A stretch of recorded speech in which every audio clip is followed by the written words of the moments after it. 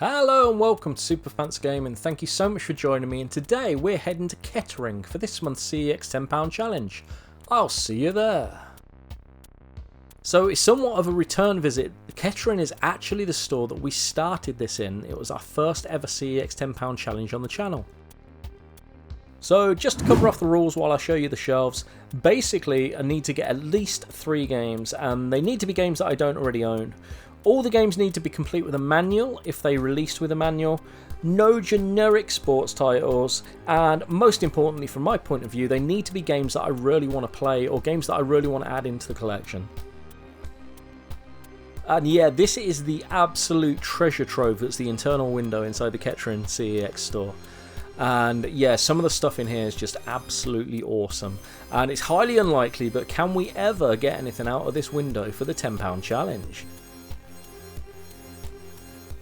Can we complete the CEX £10 challenge here at one of my favourite CEX stores, or will it be back-to-back fails? You'll have to wait and see. So I will start by saying this will not be a repeat of last month. This is a big win as far as I'm concerned. We don't have back-to-back fails, I am really pleased to report. However, we are going to be starting a little bit soft, if that kind of makes sense, but it will get better. So I'm looking along and I get to the DS sort of thing, and I pull a game out and my sensible was like, oh, what's that? And it's Flipper Critters. Now, I've never seen this before in my life. I've got no idea what this is. Just, you know, saw it there on the shelf, and I don't think it's particularly rare or anything, but I'm not that well versed in sort of DS and most Nintendo stuff, to be honest. Don't pick a lot of Nintendo up. So, yeah. And it's in the DS at the moment, so sorry, I should have put the cartridge back in the box and I completely forgot. But yes, so I pulled it out and I was like, I don't really know what it is. It kind of looks a bit like a kid's game, but it's a pinball game, and I do like my pinball, as I've sort of attested to a couple of times in the past. And I was like, for £2 maybe? And my sensible was like, you're getting that, I want to play that. And I was like, okay, yeah, we can get that. And I was playing a bit of it like earlier or last night basically, and it's actually not bad. I wouldn't say it's brilliant, but it's definitely not dreadful. It's a sort of hybrid pinball sort of adventure-y story type thing. I think it's aimed more at kids, but I'll be totally honest, I found it brutally difficult. So yeah, I don't know whether that's me or what, but I would say that that's a relatively tough game. So anyone who's ever experienced this before, let me know. Is it hard or is it me that's soft? I don't know. But there you go. So that we've started off with Flipper Critters, which is one that I didn't even know was a game, never seen it before, but I will give them a bit of kudos for actually creating something slightly different, slightly new. I like it when developers do that sort of thing, and you know, you end up with something a bit different, because I do think a lot of developers nowadays play it a bit too safe, and yeah, I'm a fan of that. That's pretty good. I'm happy enough with that as the first pickup.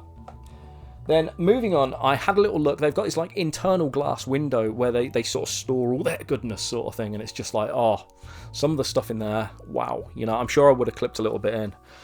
And I saw a game in there. It's a game that I've actually looked at a couple of times in the past, and it's really weird. It's a game that I never had back in the day, so we're talking like an old game. And you know, you guys know that I sort of generally collect sort of 6th, 7th, 8th gen sort of stuff. I don't normally go too far sort of further back than that.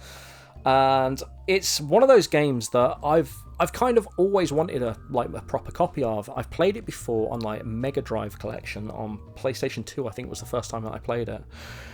So there's a bit of a spoiler, a little bit of a clue for you. And I said to the guy, I said, "Hi, you've got a copy of Echo the Dolphin there. Is there any chance I could have a little look at it and sort of see sort of what condition it's in?" And he's like, yeah, sure. He said he's not had it in long, and he reckoned it was in really good condition. So I'm stood there thinking, yeah, we'll see if your good condition sort of tallies with mine. And yeah, it does. It's in really, really nice condition, and I could not leave it there. So I've never owned this original Echo in the past sort of thing. But yeah, it's in beautiful condition, and I am so pleased. I'm just so amazed that we've managed to do this on a £10 challenge. I know that probably sounds odd because, you know, I know this is a cheap Mega Drive game and stuff, but I've looked at 2 or 3 copies of this in the last sort of 2 or 3 years, and they just don't they're not in the condition that I want them in. to be in, and I was expecting exactly the same from this, but no, this is absolutely superb, and I am so pleased to actually pick something up a little bit different for the collection. So yeah, there you go, Mega Drive game, and there's no fade on the spine either. Spine looks brilliant, so which it doesn't look so great on the camera, but honestly in real life the spine is really nice. I'm like, yes. So yeah, so that's our first 2 games basically, and that's £8 spent. Now, with one being potential shovelware and the other one being like a sort of vintage game sort of thing, I said to my sensible adult, right, I've got a couple of quid left, I want to get like a big game sort of thing, if that makes sense, like a sort of AAA or sort of something getting up there sort of thing, to sort of even it out a little bit and sort of just round off the bundle really nicely. So there's not a lot on PlayStation 4 for that sort of money, if I'm totally honest, at the moment. So I dare say there will be in the future. And I've sort of got most of what I want on 360, and there's not a lot left on PS3. Most of the ones that I want on PS3 now, the price is, well, I'm not going to get them for £2, let's just say that. So I went to the trusty old Xbox One again, and we've got Gears of War 4. And I know a lot of you guys out there may say, oh, you can play that on Game Pass, it's free on Game Pass, but Game Pass isn't free. Game Pass costs £15 a month. And basically that's 50 pence a day. So this being £2, and the other thing is it comes with stickers. I like a bit of sticker action, you know what I mean? And yeah, it's got all its gubbins and stuff in there.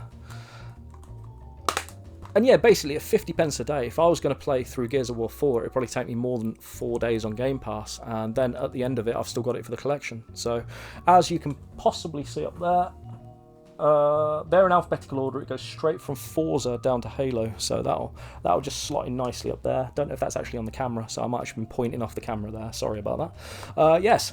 So, and that's our 3rd game, Gears of War 4. And I know it's not the best Gears of War, it's not as good as 1, 2, or 3, but I have actually played a little bit of this back in the day on Game Pass, and I enjoyed it. And the other thing is it's couch co-op. So that means I get the enjoyment of basically carrying the sensible adult through this. So there you go, people. So, try not to knock that off. There you have it.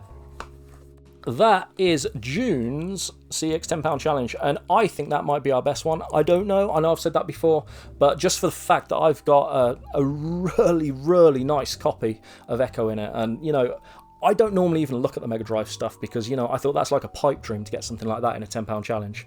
And yeah, I am so pleased with that. So, as you can probably tell. So anyway, people, stay awesome. I've been Soup, and I will see you in the next one. Goodbye.